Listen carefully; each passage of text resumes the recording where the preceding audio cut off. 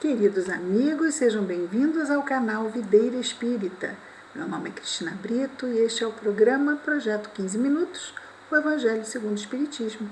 Aqui, diariamente, estudamos a terceira obra básica da doutrina espírita, codificada por Allan Kardec, o Evangelho segundo o Espiritismo.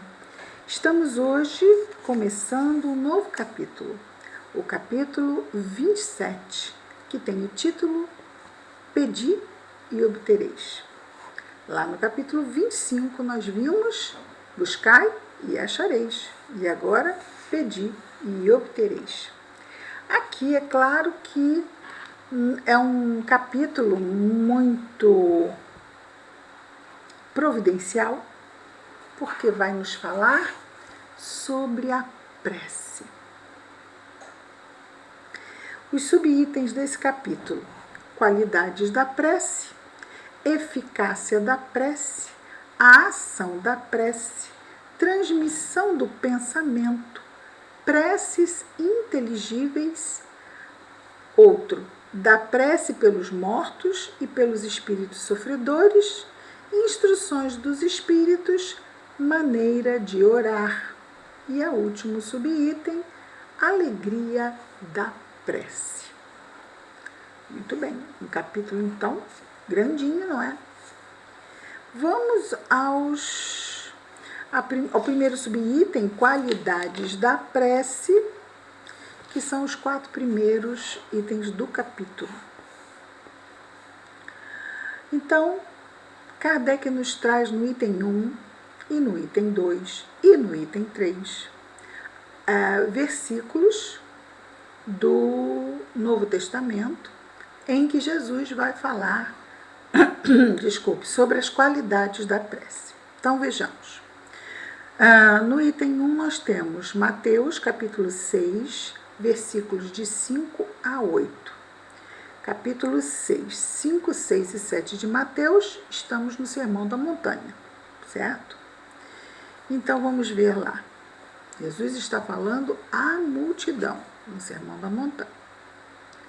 Quando orardes, não vos assemelheis aos hipócritas, que se comprazem em orar de pé nas sinagogas e nas esquinas das ruas para serem vistos pelos homens. Então, é a hipocrisia de que quem quer mostrar fé, não quer dizer que tenha, quer ostentar a fé. Então, ora alto, de pé na sinagoga ou nas esquinas das ruas. Imagina, parar na esquina em voz alta, ficar orando para ser visto. Olha que pessoa de fé está orando na esquina. Jesus diz para a gente não fazer isso. Em verdade vos digo, eles receberam sua recompensa. Queriam notoriedade, queriam chamar a atenção, queriam ser admirados, já receberam o que queriam. Mas, diz Jesus, quando quiserdes orar, então aí assim, quando quiserdes orar, quando quiserdes estabelecer esse diálogo, quando quiserdes conversar com Deus, como qualquer conversa na nossa vida, as pessoas têm que sentar querendo conversar, senão não vão conversar. Vai virar um monólogo, uma só falando e a outra ali aturando, não é?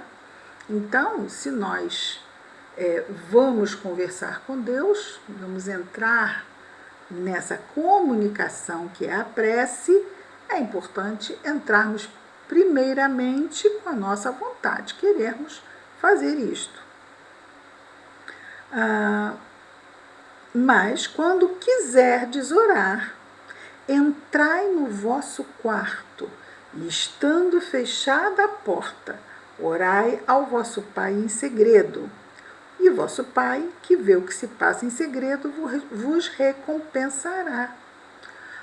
Isso quer dizer que eu não posso orar na condução, sentada na praça, eu tenho que estar dentro do quarto, em segredo? Não.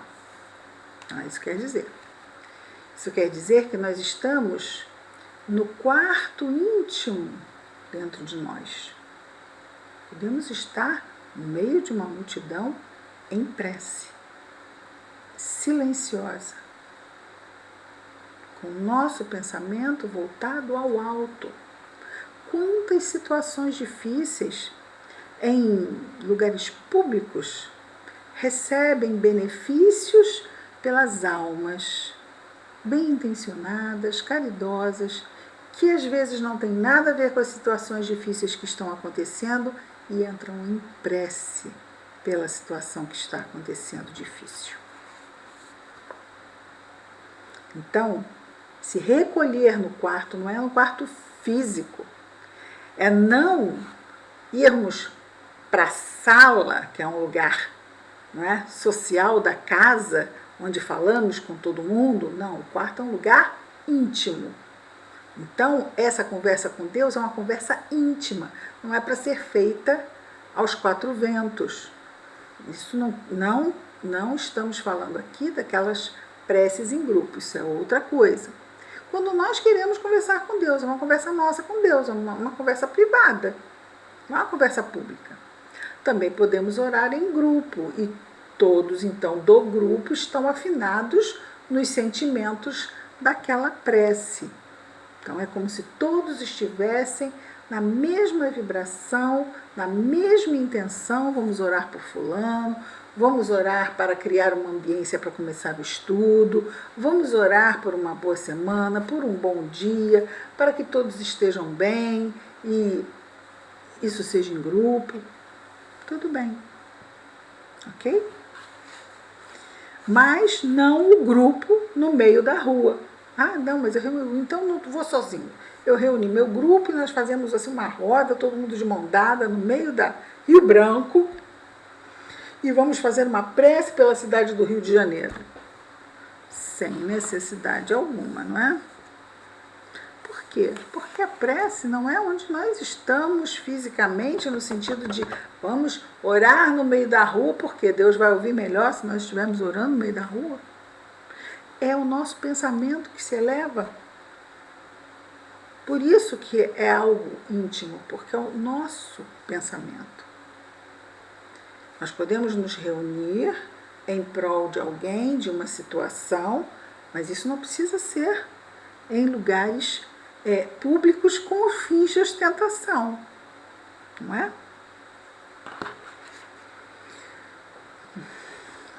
Pessoas se reúnem para orar, por exemplo, em lugar público, num velório. Num velório, é um lugar público. As pessoas se reúnem para orar por quem partiu, por quem ficou, está sofrendo. Então, é um momento onde as pessoas se reúnem para orar nesta intenção. Acho que ficou tranquilo. Se houver dúvidas, por favor, é só escrever nos comentários. Nós conversamos aqui sobre isso. E Jesus continua: não afeteis orar muito em vossas preces, como fazem os gentios, que pensam ser pela multidão de palavras que serão atendidos. Então, não afeteis orar muito em vossas preces. Aquelas preces longas que não tem fim. É uma tese, não é uma prece, não é? Então, Jesus diz, não afeteis orar muito em vossas preces, ou seja, falar muito em vossas preces, como fazem os gentios, que pensam que pela multidão de palavras, ou seja, pela quantidade inúmera, né, montão de palavras, por causa disso vão ser atendidos. Não vos torneis, pois, semelhantes a eles, porque vosso Pai sabe do que necessitais antes de o pedirdes. Então não preciso pedir. Resolvido. Não preciso pedir. O Pai já sabe. Vou falar o que ele já sabe. Vou pedir se ele já sabe que eu preciso. Não preciso pedir. Não. Mas por que não? Mas ele já não sabe. Ele não é onipresente. Ele não está em todos os lugares. Ele está vendo eu sofrendo. Eu ainda tenho que pedir. Claro. Claro que nós temos que pedir. Isso primeiro de tudo, se é um exercício para a nossa humildade. Vamos lembrar que existem 3 elementos na prece. Pedir é só um deles. Pedir é só um deles. Primeira parte da prece é o louvor. As pessoas esquecem do louvor, acham que louvor é coisa de evangélico. Louvar é reconhecer a grandeza daquele a quem se ora. Pai nosso que estás nos céus, santificado seja o vosso nome. Isso é um louvor. Então nós reconhecemos a grandeza de Deus. Nesse momento já nos colocamos submissos, ou deveríamos, nessa conversa que vai se estabelecer, porque é louvar e aí pedir. Pedir para alguém que está acima de nós. Pedir, não exigir, não cobrar. Nem temos condições. Não sabemos de muita coisa sobre a nossa vida plena de espíritos imortais. Então, às vezes, nós estamos pedindo e Deus vai ouvir tudinho. E nós vamos pedir, como já dissemos, tudinho que queremos. E Ele vai nos dar tudo o que precisamos. Então, vamos pedir que Ele afaste de nós uma doença. E Ele vai nos ajudar, mandando-nos a bons médicos, para o melhor tratamento possível, aproximando de nós pessoas amorosas que vão nos trazer palavras de conforto. E muitas vezes são determinadas situações que é isso. É isso. E a cura total se dá quando a gente chega na espiritualidade. Porque a morte não existe. É outra coisa que é ruim de escutar, que é ruim de falar, mas que é a mais pura verdade, não é? E muitas vezes nós pedimos a cura e também recebemos. Por quê? Porque é possível. Porque dentro da justiça é possível. E Deus, se for possível, para o nosso bem, Ele vai fazer. Se isso for nos atrapalhar no nosso caminho espiritual, Ele vai fazer o que vai ser para o nosso bem. Como um bom pai e uma boa mãe no mundo. Não fazem as coisas para agradar os filhos. Se puderem agradar, ótimo. Mas vão buscar sempre o melhor. Muitas vezes, como sempre dizemos, não é aquela melhor alimentação, não é a alimentação que a criança mais gosta, mas é a melhor. Gostariam os pais de dar sempre bife, batata frita, hambúrguer, que bife. Hambúrguer, batata frita? De vez em quando, mas diariamente tem que ser uma dieta equilibrada para a criança crescer saudável, não é? Muito bem. No item 2 nós temos Marcos, capítulo 11, versículos 25 e 26. Jesus de novo. Quando vos apresentardes para orar, se tiverdes alguma coisa contra alguém, então lá no templo, pessoa para se apresentar para orar, ela faz as suas oferendas, ora, isso lá nos tempos de Jesus. Quando vos apresentardes para orar, se tiverdes alguma coisa contra alguém, perdoai-lhe, a fim de que vosso Pai que está nos céus perdoe também os vossos pecados. Se vós não perdoais, vosso Pai que está nos céus não vos perdoará também os vossos pecados. Porque ele vai ser... vai fazer picuinha conosco? Não. Para que nós aprendamos que se nós não damos ao outro, por que pedimos para nós? Justiça de novo, não é? Se queremos para nós, é justo que ofertemos aos outros também o perdão. Então tinha isso, não é? Tem um outro evangelista que diz: se fordes orar no altar e tiverdes alguma coisa contra alguém, né? Que alguém fez algo contra ti, deixa a oferenda, vai lá, perdoa e aí volta.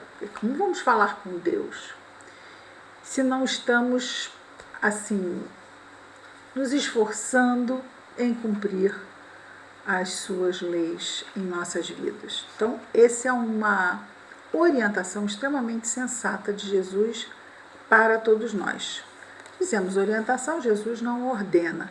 Às vezes ele fala assim, com tom imperativo. Mas geralmente ele, quando fala com tom imperativo, ele tem os porquês para falar naquele tom. Mas aqui, por exemplo, ele está nos aconselhando. E quem está nos aconselhando, não é? O governador do planeta, o nosso irmão enviado por Deus para nos ajudar. Então, ouvir o que ele tem a nos dizer é, creio, salvo o melhor juízo, o melhor a fazermos, não é? Muito bem, vimos hoje então os itens 1 e 2 do capítulo 27. Amanhã estaremos de volta com mais um programa do projeto 15 Minutos, o Evangelho segundo o Espiritismo. Que Jesus nos abençoe. Muita paz a todos.